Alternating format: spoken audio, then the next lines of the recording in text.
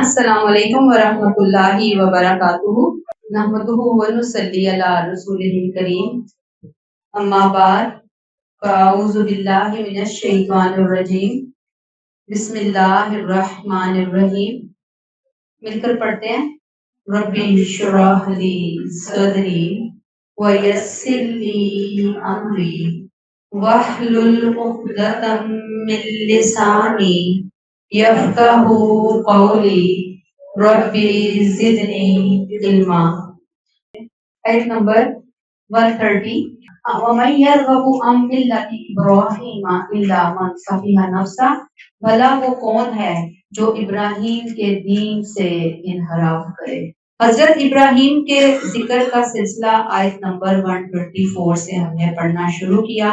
اللہ نے کہا میں تمہیں لوگوں کا امام بنانے والا ہوں۔ اسی امامت کے تصور کو مزید آگے بڑھاتے ہوئے یہاں اللہ تعالیٰ واضح فرما رہے ہیں کہ جو امامت، جو لیڈرشپ دین کے لیے، دین کے اندر حضرت ابراہیم علیہ السلام کو ملی، وہ اس ملت سے، اس دین سے منہ موڑنا گویا جان بوجھ کر ہدایت سے منہ موڑنا ہے۔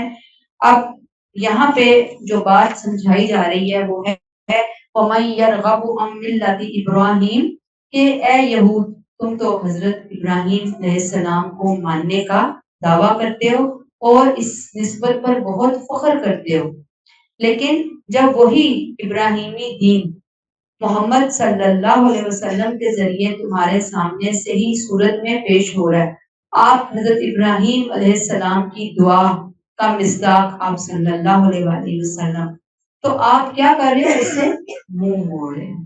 یہ کتنی بدقسمتی ہے، کتنا افسوس، کتنے تعجب کا مقام ہے کہ وَمَن يَرْغَبُ عَن مِّلَّةِ إِبْرَاهِيمَ کہ ابراہیم کے طریقے سے منہ موڑے، اتنی پاکیزہ ہستی کے طریقے سے کوئی منہ موڑے، توحید ملت سے کوئی منہ موڑے، یعنی ابراہیم علیہ السلام کا طریقہ تو کون سا طریقہ ہے؟ توحید کا طریقہ، ایک اللہ کو ماننے والا طریقہ۔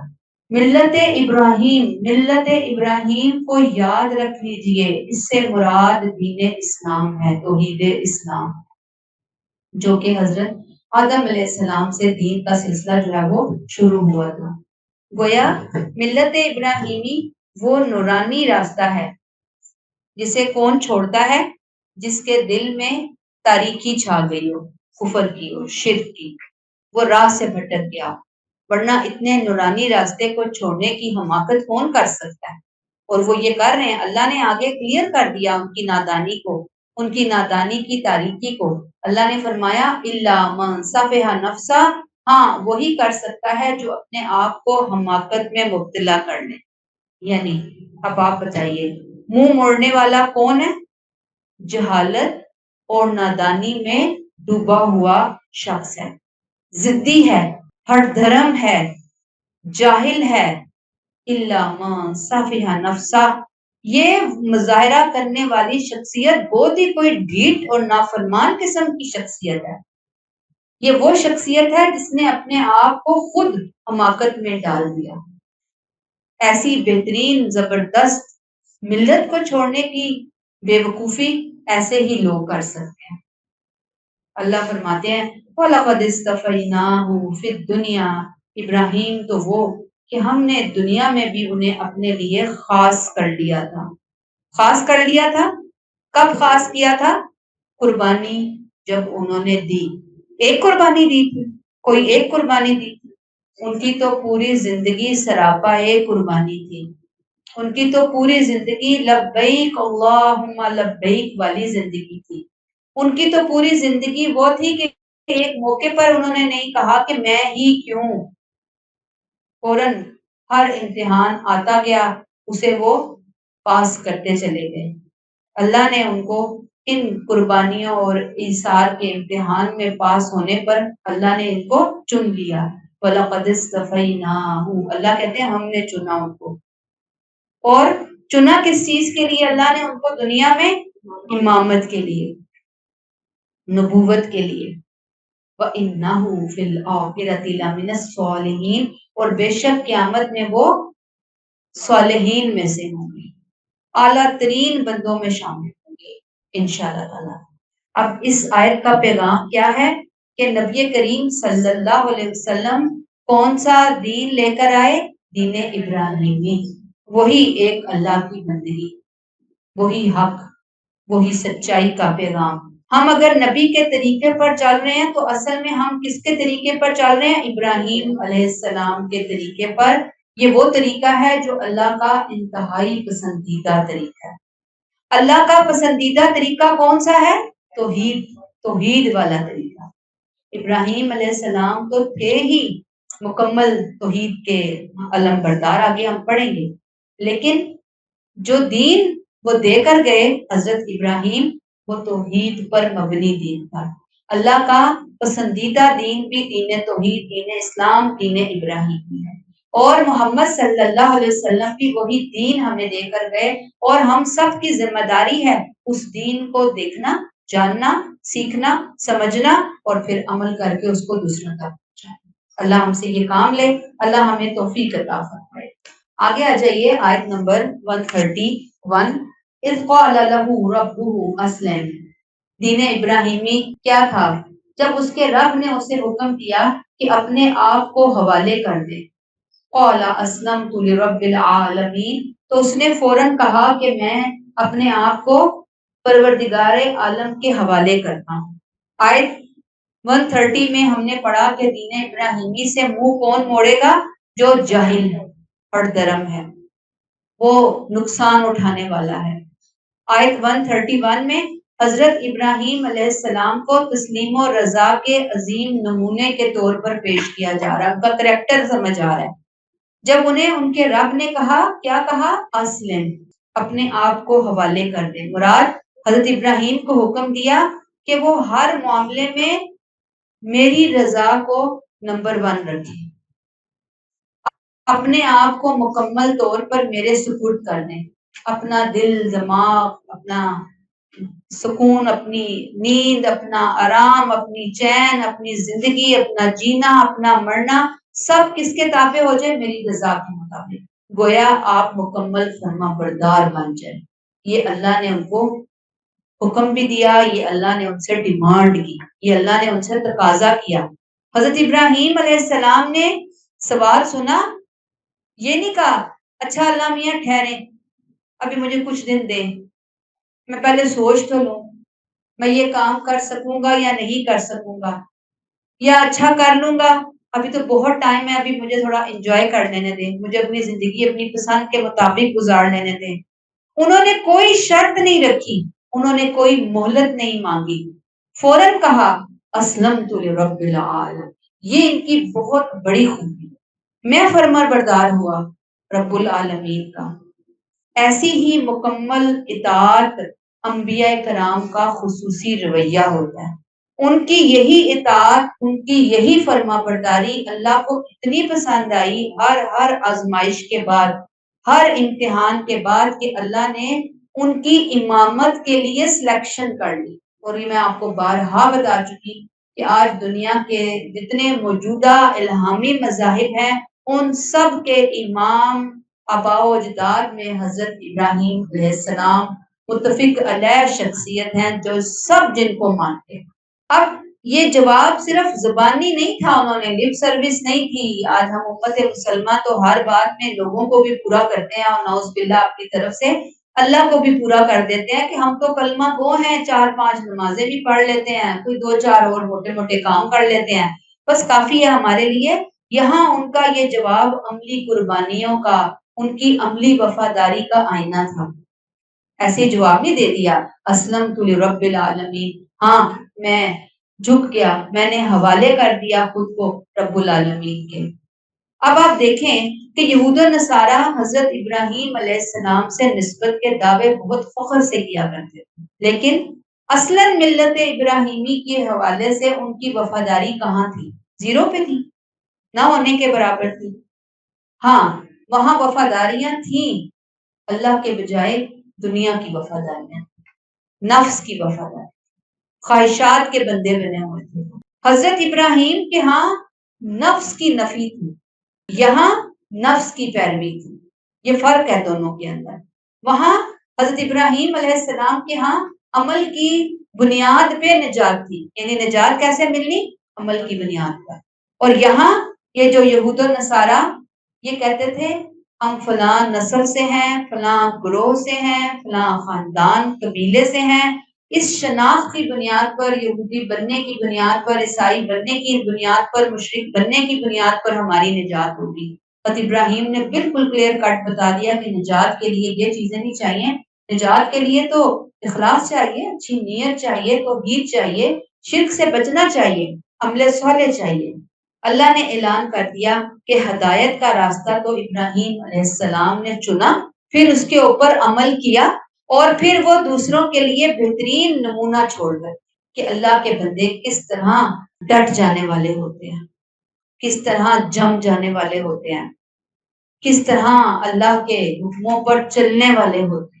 گویا انہوں نے بندگی کا بہترین نمونہ، دنیا سے بے نیازی کا نمونہ پیش کیا۔ آج ہم سب کے لیے بہت اہم اس کے اندر سبق ہے کہ اسلام صرف دعووں سے نہیں آتا، نہ اللہ کو ہم اپنے کلمے کا ثبوت دعووں سے دے سکتے ہیں، نہ اللہ نے اس کو قبول کرنا ہے کہ لپ سروس لا الہ الا اللہ پڑھ لیا بس کافی ہے، نہیں، بلکہ اللہ کو کیا چاہیے؟ عمل چاہیے۔ اللہ چاہتے ہیں پورے لائف سٹائل کو چینج کرو، اللہ کے حکموں کو ٹالنا نہیں ہے، تاخیری حربے نہیں اختیار کرنی کہ اچھا کر لیں گے، اچھا فلاں ہو جائے پھر کر لیں گے، پہلے فلاں بات ہو جائے تو پھر کر لیں گے، نہیں، وہ عمل کرنے والے ہیں۔ اللہ ہمیں بھی کیا کر دے؟ عمل کی توفیق عطا فرمائے، آمین۔ آیت 132 وَوَصَّى بِهَا إِبْرَاهِيمُ بَنِيهِ وَيَعْقُوبُ، کسی دین کی نصیحت ابراہیم نے اپنے بیٹوں کو کی تھی، اور اسی کی وصیت یعقوب علیہ السلام نے اپنی اولاد کو کی تھی۔ گویا حضرت ابراہیم اور حضرت یعقوب علیہ السلام کی اپنی اولاد کو مشترکہ وصیت، وَوَصَّى بِهَا، یہ جو وصیت ہوتی ہے یہ کسی اہم بات کے لیے ہوتی ہے۔ آپ کو پتا ہے نا وصیت، وصیت کے لفظ سے سب واقف ہیں، آگے چل کے ہم بہت ڈیٹیل میں گفتگو کریں گے ان باتوں پر۔ لازمی بات کے لیے ہوتی ہے، اور عموماً جب کوئی انسان دنیا چھوڑنے والا ہوتا ہے یا اسے پتا ہوتا ہے کہ میں نے دنیا چھوڑنی ہے، تو وہ مرنے سے پہلے کوئی اپنے ارد گرد کے لوگوں کو تلقین کر کے جاتا ہے، ان سے کوئی وعدہ لے کر جاتا ہے، یا وصیت زندگی کے کسی بھی مرحلے میں کوئی بڑا اپنے کسی چھوٹے کو کر سکتا ہے۔ وَوَصَّى بِهَا إِبْرَاهِيمُ بَنِيهِ وَيَعْقُوبُ، ابراہیم علیہ السلام اور یعقوب دونوں کی مشترکہ وصیت اپنے بچوں کو، بیٹوں کو کیا کہا؟ یا بنیا، اے میرے بچوں، بچوں کو وصیت کی، یا بنیا، اے میرے بچوں۔ بہت اس لفظ کے اندر پیار ہے، شفقت ہے، محبت ہے، حکمت ہے۔ کیا کہہ رہے ہیں؟ ان اللہ اصطفیٰ لکم الدین، اللہ نے تمہارے لیے دین اسلام کو منتخب کر لیا، اللہ نے کیا چن لیا تمہارے لیے؟ اسلام بطور دین، بطور طریقہ زندگی۔ اللہ چاہتے ہیں اسلام کو اپنا اوڑھنا بچھونا بنا لو، اور جب میں اسلام کا نام لوں فوراً ہمارے ذہنوں میں فلیش کی طرح جو چیز آنی چاہیے وہ کیا؟ توحید، سب سے اہم بات توحید۔ اس کے بعد پھر رسالت آئے گی، پھر آخرت آئے گی، پھر کتابیں، پھر ملائکہ، چلتی رہیں گی چیزیں، لیکن پہلے ٹاپ پریورٹی پر توحید۔ یہ اللہ نے چن لیا تمہارے لیے دین کو، فلا تموتن الا وانتم مسلمون، اس لیے مرتے دم تک تمہیں ہر حال میں مسلمان ہی رہنا ہے۔ تمہاری زندگیوں کا مقصد کیا ہو کہ ہم مکمل طور پر پوری زندگی کیا کریں گے؟ اللہ کے وفادار رہیں گے، فرما بردار رہیں گے، تاکہ ہمارا خاتمہ کس پہ ہو؟ ایمان پر۔ مسلمانوں کی سب سے بڑی کامیابی فلا تموتن الا وانتم مسلمون، ایمان کی حالت میں خاتمہ، خاتمہ بالخیر، ایمان پر موت کا آنا۔ اور اسی سے ہی ہمیں پتہ چلتا ہے کہ تمام انبیاء کا دین دین اسلام رہا، کوئی نئی مذہبی شناخت، پہچان، نام وہ اپنے فالوورز کو نہیں دے کر گئے کہ نصرانی بن جاؤ، یہودی بن جاؤ، یہ بن جاؤ، وہ بن جاؤ. آج جیسے ہم بتایا آپ کو، دیوبندی مسلمان، اہل حدیث مسلمان، سنی مسلمان، صرف مسلمان. اب یہودیوں کی مذہبی کتاب ہے تلمود، اس میں حضرت یعقوب علیہ السلام کی وصیت کا ذکر ملتا ہے. حضرت ابراہیم علیہ السلام کی وصیت کا ذکر وہاں موجود نہیں ہے. قرآن نے واضح کیا کہ دین اسلام کی وصیت سب سے پہلے حضرت ابراہیم نے کی، یعنی وہاں وصیتیں ان کی ختم ہو چکی، انہوں نے گما دی. قرآن نے اٹھا کر ان کی وصیت کا ذکر سب سے پہلے قرآن میں اللہ نے مینشن کیا کہ انہوں نے وصیت کی اپنی اولاد کو پہلے، بعد میں پھر وصیت کی ہے حضرت یعقوب علیہ السلام. ٹھیک ہے. اب یہاں سے ٹیک اویز کیا ہے کہ مسلمان بننا کافی نہیں، مسلمان بن کر جینا اور مرنا یہ بہت ضروری ہے.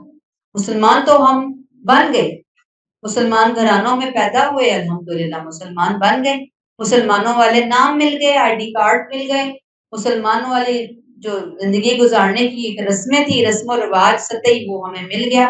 اصل کیا ہے؟ مسلمان ہو کر جینا ہے اور اسلام کی حالت میں ہی اس دنیا سے رخصت ہونا ہے. یہی اصل بڑی کامیابی ہے. اسی کے لیے ہمیں دعائیں کرنی ہیں، اسی کے لیے ہمیں اللہ سے التجائیں کرنی ہیں، اسی کے لیے ہمیں تیاری کرنی ہے. اور آپ دیکھیے کہ انبیاء نے اپنی اولاد کو کس چیز کی وصیت کی دنیا سے رخصت ہوتے ہوئے؟ دین اسلام کو اپنانے کی. یہ وصیت سب سے قیمتی سرمایہ ہے انبیاء کرام کا، ورثہ ہے یہ وصیتیں. لہذا مجھے اور آپ کو بھی ایسی ہی وصیتیں تیار کرنی ہیں اپنی اولادوں کے لیے، اپنی نسلوں کے لیے. ہم یہ وصیتیں تو بہت کر کے جاتے ہیں کہ بچوں تم 2 بھائی ہو آپس میں، 3 بہن بھائی ہو، آپس میں لڑنا نہیں، جھگڑنا نہیں، یہ نہیں کرنا، وہ نہیں کرنا، فلاں کو یہ دے دینا، فلاں کے لیے یہ رکھ لینا. یعنی دنیا کی بے شمار وصیتیں ہم کر رہے ہوتے ہیں. اصل وصیت کیا ہونی چاہیے؟ یہ جگہ ہے، آیت یہ 132 یہ مقام ہے جو ہمیں بتا رہا ہے. دنیا کی وصیتیں بھی یقیناً ہم ہی کریں گے اپنی اولادوں کو، لیکن ٹاپ پریورٹی پہ جو وصیت ہے، آخری سانس تک ہم نے جو کام اپنی اولادوں کے ذمے لگانا ہے کہ بچوں شرک نہیں کرنا. شرک بہت ہی زیادہ تباہ کر دینے والی چیز ہے. شرک کے بارے میں جانتے رہنا ہے، پڑھتے رہنا ہے، سمجھتے رہنا ہے، پھر اپنے اعمال کو نبی کریم صلی اللہ علیہ وسلم والے اعمال کے مطابق بنانا ہے. یہ وصیتیں ہماری ٹاپ پہ ہوں گی. باقی چھوٹی موٹی چیزیں جو دنیا داری سے متعلق ہیں، جو ہم انہیں کچھ سمجھانا چاہ رہے ہیں، ہم انہیں ضرور بتائیں گے انشاءاللہ. اور پھر اللہ سے یہ دعا کرنی کہ اللہ کہ جب میں دنیا سے جاؤں تو میری آخری بات نبی کریم صلی اللہ علیہ وسلم والی بات ہو. آپ نے فرمایا جس کی آخری بات لا الہ الا اللہ ہوگی وہ جنت میں داخل ہوگا. تو اللہ توفیق عطا فرمائے کہ ہم اس آخری بات کے ساتھ جنت کے اندر جانے والے بنے، سچی توبہ کے ساتھ جانے والے بنے. اور یہ میں آپ کو بتاؤں کہ یہ آخری دن ہی نہیں ہو جائے گا، یہ پوری زندگی اس کے لیے تیاری کرنی ہوگی، پوری زندگی اس آخری لمحے کے لیے کہ جب میں جاؤں تو لا الہ الا اللہ پر جاؤں. پوری زندگی اس کلمے کو اپنا جینا مرنا بنانا ہوگا، اپنا اوڑھنا بچھونا بنانا ہوگا، تب جا کر آخری لمحے پر یہ الفاظ ہماری زبانوں سے نکل سکیں گے. اللہ توفیق عطا فرمائے کہ ہم جائیں تو اس حال میں جائیں. آمین. آیت نمبر 133 ام کنتم شہداء اذا حضر یعقوب الموت. اے گروہ یہود، کیا تم لوگ اس وقت موجود تھے جب یعقوب علیہ السلام اس دنیا سے رخصت ہو رہا تھا؟ یعنی یعقوب علیہ السلام میں نے کہا، اللہ نہیں کہہ رہے، یعقوب جو ہے دنیا سے رخصت ہو رہا تھا. ام کنتم یہ سوالیہ انداز ہے مخاطبین کی توجہ کو کیچ کرنے کے لیے. گویا ایسے گویا کیا تم اس وقت وہاں موجود تھے جب یعقوب علیہ السلام نے اپنے بچوں سے گفتگو کی؟ انہوں نے کیا کہا اپنے بچوں کو؟ اس قال لبنیہ ما تعبدون من بعدی، اپنی اولاد سے پوچھا کہ تم میرے بعد کس کی بندگی کرو گے. انہوں نے اپنی اولاد سے کہا کہ تم یہودی بن جاؤ، تم عیسائی بن جاؤ، یہ اقرار لیا تھا یا انہوں نے اسلام کا اقرار لیا تھا؟ گویا تمہارے بزرگ، کون سے بزرگ کی بات ہو رہی ہے یہاں پہ؟ یعقوب علیہ السلام، وہ کون تھے؟ مسلم تھے یا نعوذ باللہ فرقہ پرست تھے؟ مسلم تھے نا۔ گویا بنی اسرائیل کی فکری گرفت کی جا رہی ہے، انہیں جھنجھوڑا جا رہا ہے کہ وہ اپنی تاریخ کا جائزہ لیں، اپنے ایمان کو ریوزٹ کریں، اپنے ایمان کو ری سیٹنگ پہ لگائیں اپنے ایمان کے معاملے۔ اور جب کوئی انسان خاص طور پر رسول دنیا سے رخصت ہوتا ہے تو اس کا جو آخری پیغام ہوتا ہے اس کی پوری زندگی کا خلاصہ اور نچوڑ ہوتا ہے، اس کا اخلاص نظر آ رہا ہوتا ہے اس کی آخری باتوں سے۔ یہاں پہ وہ کہہ رہے ہیں اس کو بنی ما تعبدون من بعدی، اپنے بچوں سے سوال اصل میں اس بات کا اعلان ہے کہ انہیں اپنے اولاد کی بہت زیادہ فکر ہے، اپنے اولاد کے مستقبل کی فکر ہے، اور مستقبل کی فکر کیا ہے کہ ان کا دین کیا ہوگا۔ یہ بتا رہی ہے نا، ما تعبدون من بعدی، میرے بعد کس کی عبادت کرو، سکھانے کا ایک انداز ہے نا۔ پہلے کہا کہ مشرک نہیں مرنا، مسلمان ہو کر مرنا۔ اب یعقوب علیہ السلام کی بات آئی، ان کا وقت آ گیا، وہ جا رہے ہیں دنیا سے۔ ما تعبدون من بعدی، میرے بعد کس کی عبادت کرو گے؟ ہمیں بھی اپنے بچوں کو پوچھنا ہے کس کی عبادت کریں گے ہم؟ یہ بچے بیٹھے ہوئے ہیں، کس کی عبادت کریں گے؟ اللہ کی۔ اللہ کی عبادت کرنی، شرک نہیں کرنا انشاءاللہ تعالی۔ وصیت کا موضوع دین توحید ہے، نہ مال نہ جائیداد۔ فکر ہے تو آخرت کی کامیابی کی، اللہ ہمیں یہ فکریں عطا فرما دے۔ دنیا کی فکریں تو بہت بہت ہیں فکریں، ٹھیک ہے ہم نے ہی کرنی ہے، لیکن اس فکر کو حاوی رکھنا ہے ساری فکروں کے اوپر۔ یہی اولاد کا حق ہے، یہی والدین کی اصل ذمہ داری ہے کہ اللہ ایک ہے کا عقیدہ نسل در نسل اپنی اولادوں کے اندر دے کر جانا ہے۔ بچوں کو یہ بھی بتانا، آپ نے سیکھا، آگے آپ نے اپنے بچوں کو سکھانا ہے، آپ نے دوسروں کو بتانا ہے، اس دین توحید کے پیغام کو، اس عقیدے کو آگے پھیلانا ہے، ایمان کی روشنی کو اپنی نسلوں کے اندر پھیلانا۔ یہ ہماری بہت بڑی ذمہ داری ہے، اولین ذمہ داری ہے۔ یہاں حضرت ابراہیم، حضرت یعقوب اور تمام انبیاء کرام کا اب نام آگے ہم پڑھیں گے، ایک ہی میسج ہمیں جو ہے وہ نظر آ رہا ہے۔ اور یہ بھی ہمیں پتہ چلتا ہے کہ وہ توحید کو اپنی زندگی کا نہ صرف حصہ سمجھتے تھے بلکہ وہ چاہتے تھے کہ ان کی نسلیں بھی اس حصے کا حصہ بن جائیں۔ بہت ان کی نظر میں اس کی اہمیت تھی، اور یہ اہمیت ہمیں بھی سیکھنی، ہمیں لے کر آنا ہے، اپنی بہوؤں کو بتانا ہے، اپنی بیٹیوں کو بتانا ہے۔ اب ہمارا وقت گزر گیا، بچے جوان ہو گئے، اپنی بھابھیوں کو بتائیں، اپنے ارد گرد جو بچیاں ابھی سمجھے کہ بچے چھوٹے چھوٹے ہیں، وہ اپنے بچوں کو ابھی سے بتانا شروع کریں کہ یہ کتنی امپورٹنٹ باتیں ہیں ہم سب کے لیے۔ قالوا نعبد الہک و الہ آبائک، انہوں نے جواب دیا ہم اسی ایک معبود کی عبادت کریں گے جو آپ کا اور آپ کے بزرگوں کا، آپ کے باپ دادا کا۔ کون؟ ابراہیم و اسماعیل و اسحاق، ابراہیم، اسماعیل اور اسحاق علیہ السلام کے جو معبود ہیں، اللہ ہیں، ہم اسی کی عبادت کریں گے۔ الہ واحد، ایک ہی اللہ، ہم سب اسی کی عبادت کرتے ہیں۔ یہ جوابی اعلان بتا رہا ہے کہ ان سب انبیاء کا دین ایک تھا، اور وہ کیا تھا؟ اسلام، دین توحید، دین اسلام۔ سب فرقہ واریت سے پاک تھے، اللہ کی توحید پر قائم۔ بچے کہہ رہے ہیں، یعقوب علیہ السلام سے کہا جا رہا ہے کہ اے ابا جان، ہم آپ کے رب یعنی اللہ تعالیٰ، آپ کے آبا ابراہیم، اسماعیل، اسحاق علیہ السلام کے رب ہی کی عبادت کریں گے کہ وہ ایک ہی اللہ ہے، اور ہم کون ہیں؟ وَنَحْنُ لَهُ مُسْلِمُونَ، اور ہم اسی کے فرما بردار ہیں، ہم اسی کے فرما بردار ہیں، ہم اسی کو پوجنے والے ہیں، ہم اسی کے ماننے والے ہیں، اس کے علاوہ ہمارا نہ کوئی رب ہے نہ ہمارا کوئی دین ہے۔ ایک اور بات بھی دیکھیں کہ اس دور میں بنی اسرائیل اور بنی اسماعیل میں کوئی نسلی یا دینی تعصب بھی نہیں تھا۔ وہ کیا کہہ رہے ہیں؟ ابراہیم، اسماعیل، اسحاق، سب کو لے لیا نا، یہ نہیں کہا اسماعیل کا رب علیحدہ، نعوذ باللہ، اسحاق کا علیحدہ، اسماعیل کا راستہ علیحدہ، اسحاق کا علیحدہ۔ اور ان انبیاء کرام کو تو پتہ بھی نہیں تھا کہ ان کی بعد والی جو قومیں، ان کے امتی آئیں گے، وہ اس دین کا کیا حلیہ بگاڑیں گے۔ انہوں نے بگاڑا، یہودی یہودیت کے راستے پہ نکل گئے، عیسائی عیسائیت کے راستے پہ نکل گئے، مشرکین مشرکین کے راستے پہ نکل گئے، اور آج امت مسلمہ بھی کسی سے کم نہیں۔ اللہ تعالی ہمیں عقل عطا فرمائے۔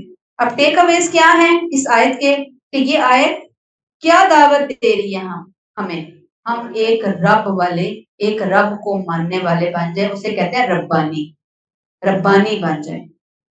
فرقہ واریت کا توڑ یہی ہے، مسلمان بن کے جینا، مسلمان بن کے مرنا، کوئی فرقہ نہیں، کوئی گروہ نہیں، کوئی مسلک نہیں، ایک اللہ کو ماننے والے، اور مرتے وقت اپنے بچوں کو نصیحت کر کے جانا اور ان کے دین کی درستگی اور ان کے دین پر عمل کے حوالے سے سب سے زیادہ فکر لے کر جانا، ان کو دکھا کر جانا، اس فکر کو چھوڑ کر جانا، یہ سب سے امپورٹنٹ بات ہے ہمارے لیے۔ اللہ ہمیں توفیق عطا فرمائے۔ آیت نمبر 134، تلک امۃ قد خلت، یہ ایک گروہ تھا جو گزر گیا۔ اللہ نے چند لفظوں میں پوری بحث کا خلاصہ جو پیچھے سے ہم پڑھتے چلے آئے ہیں وہ اللہ نے سمو دیا کہ اگر تم یہ سمجھتے ہو کہ تمہارے حصے کا عمل بھی تمہارے بزرگ کر گئے تو یہ تمہارا خیال ہے۔ وہ ایک امت تھی، وہ ایک گروہ تھا جو کہ گزر گیا، ان کے اعمال کا صلہ وہ خود پائیں گے، تمہارا اس انعام میں کوئی حصہ نہیں ہے۔ تلک امۃ قد خلت، جو فخر کرتے ہیں ہمارے باپ ابراہیم، ہمارے باپ اسحاق، ہمارے باپ یعقوب، یہی کرتے تھے نا وہ، حضرت اسماعیل کو تو انہوں نے بیچ میں سے ہی نکال دیا تھا۔ تو اللہ تعالیٰ ان کو وارننگ دے رہے ہیں کہ عمل کے بغیر صرف نسبت سے تمہاری نجات نہیں ہونی۔ اللہ کا عدل ہے، عدل کیا ہے کہ ہر شخص اپنے عمل کے مطابق میرٹ پر جا کر نجات پائے گا، میرٹ پہ جا کے جنت پائے گا، یہ بتا رہے ہیں اللہ تعالیٰ یہاں پہ۔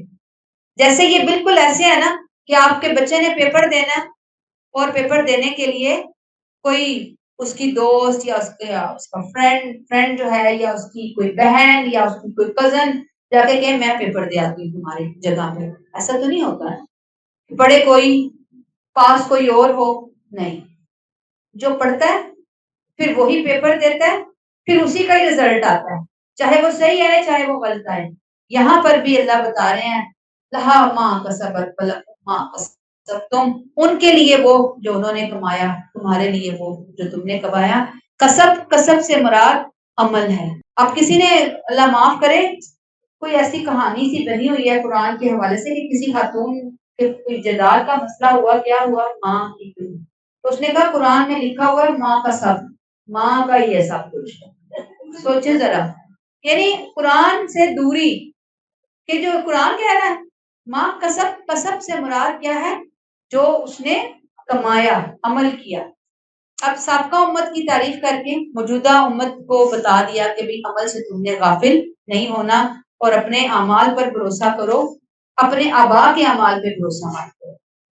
اللہ نے فرمایا وَلَا تُسْأَلُونَ عَمَّا كَانُوا يَعْمَلُونَ، اور تم سے یہ نہ پوچھا جائے گا کہ وہ کیا کرتے رہے، یعنی تم ان کی اولادیں ہو لیکن جو وہ کر گئے وہ ان کا معاملہ تھا، وہ ان کا عمل تھا، ان کے عمل کے بارے میں تم سے بات چیت نہیں ہوگی، ان کی اچیومنٹس پہ تم فخر نہ کرو۔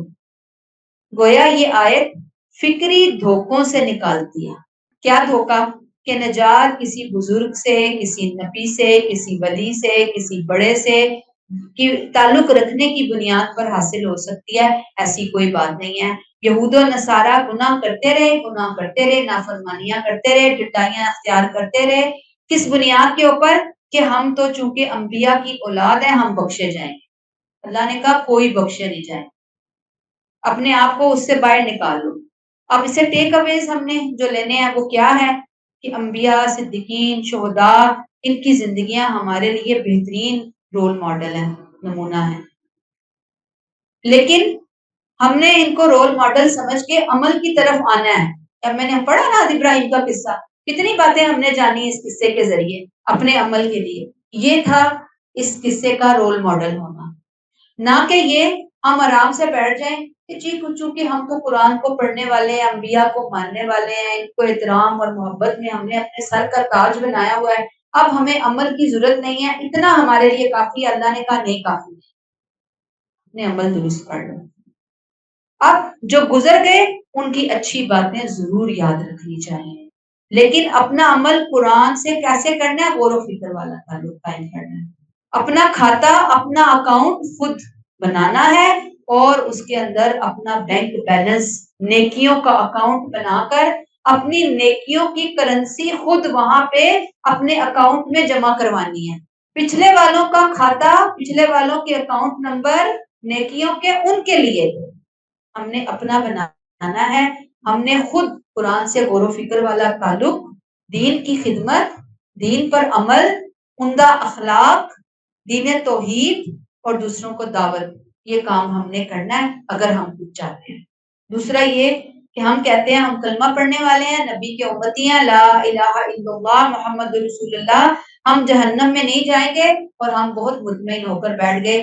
یاد رکھیے کہ جو کام، جو غلطی انہوں نے کی، آج امت مسلمہ بھی وہی غلطی دہرا رہی ہے. ہمیں قرآن کے اندر اتر کر یہ بات جاننی اور سیکھنی ہے کہ امت مسلمہ کیسے جنت میں جائے، کن بنیادوں پہ جنت میں جائے. اللہ ہمیں سیکھنے والا بنا دے. آمین. آیت نمبر 135 وَقَالُوا كُونُوا هُودًا أَوْ نَصَارَىٰ تَهْتَدُوا. ان کے بزرگوں کے بزرگ جو تھے بریکٹ میں آئے گا، اور ادھر کے لوگ کہتے ہیں کہ یہودی یا عیسائی بنو تو ہدایت پاؤ گے. وہی پیغام جو اوپر ہم آیت 111 میں پڑھ کر آئے اسی کو ریپیٹ کر رہے ہیں اللہ تعالیٰ. یہود و نصارہ کو گمراہ سمجھتے، یہود نصارہ کو گمراہ سمجھتے اور نصارہ یہود کو گمراہ سمجھتے تھے، اور دونوں مسلمانوں کو اپنے دین پہ لانا چاہتے تھے، اور اپنے آپ کو ہر بندہ، ہر فرقہ، یہود اپنے آپ کو، عیسائی اپنے آپ کو برحق سمجھتے، اور مسلمانوں کے لیے ان کی یہی ایک کوشش تھی یا ان کی جنگ تھی مسلمانوں کے ساتھ کہ مسلمان یا یہودی بن جائے یا مسلمان عیسائی بن جائے، اور دونوں ایک دوسرے کو حق پہ نہیں سمجھتے. یعنی دیکھیں کتنی حماقت والی باتیں ہیں کہ دونوں ایک دوسرے کو کافر اور جہنمی قرار دے رہے ہیں، اور مسلمانوں کو کہہ رہے ہیں آ جاؤ تم ہمارے پاس آ جاؤ، دین یہیں پر ہے. انہوں نے کیا کہا؟ کونوا ہودن او نصارا، یا یہودی بنو یا عیسائی بنو، تہتدو، تم ہدایت پاؤ گے. ہدایت پانے کے لیے ہدایت کا معیار کیا ہے؟ یہودیت یا عیسائیت. اللہ نے صاف ریجیکٹ کر دیا ان کے اس دعوے کو، ان کے اس اعلان کو. اللہ نے کہا قل بل ملت ابراہیم حنیفا، نہیں بلکہ ابراہیم کا دین اختیار کرو جو بالکل یکسو تھا. اللہ نے کہا ہدایت کا معیار کون ہے؟ حضرت ابراہیم علیہ السلام کا طریقہ، ملت ابراہیمی. ہدایت پر کون تھے؟ ابراہیم علیہ السلام. جو ان کا دین اختیار کرے گا، ملت اختیار کرے گا، وہ ہدایت پر ہوگا. اور ان کا طریقہ کیا تھا؟ یہاں سمجھ لیجئے، حنیفہ، پوری یکسوئی کے ساتھ اپنے رب کی طرف جھکنے والے، مڑنے والے، پوری یکسوئی کے ساتھ مکمل طور پر اللہ کے حوالے کر دیا خود کو. اللہ والے ہو گئے، ربانی ہو گئے، خالص 100%. ان کی توحید توحید خالص تھی، ان کا رویہ توحید خالص والا رویہ تھا. حنیفہ، شرک سے بچنے والے، پورے دل کے ساتھ، اخلاص کے ساتھ اللہ کی طرف مائل ہونے والے بندے. دنیا کی کوئی طاقت، دنیا کی کوئی مصلحت، دنیا کی کوئی مصیبت، دنیا کا کوئی نقصان، دنیا کے بڑے بڑے نقصان آپ کو پتا ہے انہوں نے فیس کیے ہیں، انہیں اللہ سے نہ روک سکے، اللہ والا بننے سے نہ روک سکے، توحید سے نہ روک سکے، شرک پر نہ آمادہ کر سکے. سوچے نا، گھر بار، خاندان، برادری، سب کچھ ان سے توحید کی بنیاد پر لے لیا گیا اور وہ چل پڑے اس راستے پر. آج آپ بتائیے کہ کیا ہم سے کوئی اتنی بڑی بڑی قربانیاں ڈیمانڈ کرتا ہے دین پر چلنے کے لیے؟ بالکل نہیں نا. چھوٹی چھوٹی چیزیں ہیں، ہم اس کے سامنے بھی ہار کے بیٹھ جاتے ہیں، ہم اپنا آپ چھوڑ دیتے ہیں، ہم سے عمل نہیں ہوتا، ہم فیس نہیں کر پاتے چیزوں کو، ہم فائٹ نہیں کر سکتے چیزوں کے خلاف. یہاں پہ حضرت ابراہیم کا اسوہ، آپ کی پرفارمنس، آپ کا عمل، آپ کا کردار، آپ کی شخصیت ہمیں یہی لیسن دے رہے ہیں. سنگل مائنڈڈ ڈیووشن تھی، کسی قسم کا ذہنی انتشار نہیں تھا، الجھن نہیں تھی، شرک نہیں تھی، بہت آؤٹ سٹینڈنگ پرفارمنس تھی اللہ کے دین پر ثابت کرنی. ہم تو کبھی آتے ہیں کبھی ہم رکتے ہیں، کبھی ہم چلتے ہیں، کبھی ہم دائیں ہوتے ہیں، کبھی ہم بائیں ہوتے ہیں، ہم خود پریشان ہوتے ہیں، ہمیں تو خود سمجھ نہیں آ رہی ہوتی کہ مجھے تو سمجھ نہیں آ رہی کہ میں کیا کروں۔ سمجھ کیوں نہیں آ رہی؟ سمجھ اسی لیے نہیں آ رہی کہ سمجھنے کے لیے ٹائم ہی نہیں نکالا ہے، سمجھنے کے لیے دعائیں نہیں کی گئی، سمجھنے کے لیے کوشش نہیں کی گئی، سمجھنے کے لیے محنت نہیں کی گئی۔ اللہ ہمیں توفیق عطا فرمائے۔ وما کان من المشرکین، اور مشرکین میں سے نہ تھا۔ تم آج ان کا نام لے کر جو شرک شرک شرک کے نعرے لگا رہے ہو، دعوے کر رہے ہو، اپنے شرک والے رویے کو ان سے منسوب کر رہے ہو، تمہیں شرم آنی چاہیے۔ وما کان من المشرکین، کہاں تھے وہ مشرک؟ وہ تو حنیفہ، مکمل طور پر 100% ایک اللہ کو ماننے والے تھے، شرک کا نام و نشان نہیں تھا، ان کا طریقہ یہی ہدایت کا طریقہ تھا۔ وہ تمہاری طرح فرقہ بندی میں نہیں پڑے ہوئے تھے۔ تو سبق کیا ہے یہاں سے؟ بخاری کی ایک حدیث ہے، آپ صلی اللہ علیہ وآلہ وسلم نے فرمایا کہ ہر بچہ فطرت پر پیدا ہوتا ہے مگر اس کے والدین اسے یہودی، نصرانی یا مجوسی بناتے ہیں۔ فطرت کے اندر اللہ نے توحید رکھی ہے، فطرت کے مطابق ہی ہر انسان کی پوچھ ہونی ہے، جتنا کچھ اللہ نے اس کے اندر یہ بات رکھی ہے۔ ہر ایک کی ہدایت فطرت ہے، یعنی توحید، نہ کوئی اور کچھ۔ آج امت مسلمہ کے اندر فرقہ واریت احمقانہ حد تک جذباتی مسئلہ بن چکی ہے۔ ہر فرقہ اپنے آپ کو سچائی کا واحد وارث سمجھتا ہے۔ ہمیں فرقہ واریت چھوڑنی ہے اور قرآن کو پکڑنا ہے۔ ہمیں نبی کریم صلی اللہ علیہ وسلم کی اوتھینٹک سنت کو پکڑنا ہے۔ ہمیں اپنے عقیدوں کو درست کر کے اپنے عمل صالح کے راستے کو اختیار کرنا ہے۔ اور عمل صالح کون سا ہے؟ جو قرآن بتا کر قرآن نے بتایا۔ عمل صالح وہ جس کے بارے میں نبی کریم صلی اللہ علیہ وسلم کے رویے اور اخلاق کے بارے میں جب عائشہ سے پوچھا گیا کہ آپ کا اخلاق کیا تھا، تو انہوں نے کہا کہ کیا تم قرآن نہیں پڑھتے؟ آپ کا تو اخلاق ہی قرآن کا آئینہ تھا۔ تو جو یہاں پہ ہے بس وہ ہمارے عمل کا حصہ بننا ہے۔ اللہ ہمیں توفیق عطا۔ آیت نمبر 136، آخری آیت، قولوا آمنا باللہ، ان سے کہہ دیجئے ہم ایمان لائے اللہ پر۔ قرآن، اسلام کی عالمگیر دعوت، سب رسولوں پر ایمان کا حکم، ہمارے عقیدے کی بنیاد، تمام آسمانی مذاہب، تمام انبیاء پر ایمان کا اعلان۔ حدیث کا ایک مفہوم ہے کہ انبیاء باپ شریک بھائیوں کی مانند ہے، دین ان کا ایک ہے اور شریعتیں مختلف ہیں۔ دین اسلام ہے۔ چھوٹی موٹی چیزیں، نماز پڑھنے کا طریقہ، زکوٰۃ کا طریقہ، چھوٹی موٹی چیزوں میں فرق ہو سکتا ہے زمانے اور حالات کے مطابق، دین ایک ہی ہے سب۔ قولوا آمنا باللہ، سب انبیاء کی دعوت ایک تھی، ایک اللہ پر ایمان لاؤ، اس کی ہدایات پر عمل کرو۔ اور ہم بھی کہیں کہ ہاں ہم بھی ایک اللہ کو مانتے ہیں، اور کس کو؟ وما انزل الینا، جو ہماری طرف نازل کی گئی ہدایت یعنی دین اسلام کی شکل میں۔ وما انزل الی ابراہیم و اسماعیل و اسحاق و یعقوب والاسباط وما اوتی موسی و عیسی وما اوتی النبیون من ربہم، یہ سارے بڑے بڑے جلیل القدر انبیاء کرام کی ایک لسٹ دے کر بتا دیا گیا کہ ہم مانتے ہیں جو کچھ نازل کیا گیا ابراہیم، اسماعیل، اسحاق، یعقوب علیہ السلام کی اولاد، جو کچھ موسیٰ اور عیسیٰ کو دیا گیا اور جو کچھ تمام نبیوں کو دیا گیا ان کے رب کی طرف سے، یہ ہمارا عقیدہ رسالت، زبردست عقیدہ رسالت۔ لا نفرق بین احد منہم، ہم ان میں سے کسی کے درمیان کوئی فرق نہیں کرتے، ان میں سے ہم کسی کے درمیان فرق نہیں کرتے۔ ایسا نہیں کہ ایک کی اتنی تعریف اور باقیوں کو ہم ان سے نعوذ باللہ چھوٹا قرار دیں، یہ میرے اور آپ کے کرنے کا کام نہیں ہے۔ اللہ نے جو اپنے رسولوں کو فضیلتیں دی ہیں، اللہ جانتے ہیں رسولوں کی فضیلتیں کتنی ہیں، کس کی کتنی ہیں، کس کی زیادہ ہے، کس کی تھوڑی ہے۔ مجھے اور آپ کو اس کا مکلف نہیں ٹھہرایا کہ ہم فضیلتوں کے معاملے میں رسولوں کو ناپنے شروع کریں۔ یہ بڑی ہی گستاخی اور بے ادبی کی بات ہے۔ اتنے بڑے بڑے رسول، جلیل القدر انبیاء، اللہ نے سب کو بہترین مقام دیا، کہا لا نفرق بین احد منہم، ہم فرق نہیں کرتے، ہم ان کی عزت میں، ہم ان کے احترام میں، ہم ان کے پیغام جو انہوں نے اپنے اپنے زمانے میں اپنی اپنی امتوں کو دیا، ہم سمجھتے ہیں کہ وہ برحق تھا اپنے زمانے کے لیے۔ آخری پیغام ہمارے لیے اصل ہے، لیکن پہلے والے پیغامات کا بھی ہم احترام کریں۔ یہود و نصارہ اپنے ضد کی وجہ سے بعض نبیوں کو مانتے اور بعض کو نہیں مانتے، اسلام نے اس طریقے کو حرام قرار دے دیا، بلکہ یہ بتا دیا کہ ایک کو نہ ماننا اصل میں اللہ کی نظر میں سب کو ہی نہ ماننا ہے۔ اپنی اصلاح کر لو، اپنا قبلہ درست کر لو۔ اللہ فرماتے ہیں ان سے کہا جا رہا ہے کہ ہم تمہاری طرح نہیں ہیں، وَنَحْنُ لَهُ مُسْلِمُونَ، ہم اسی اللہ کے فرما بردار ہیں۔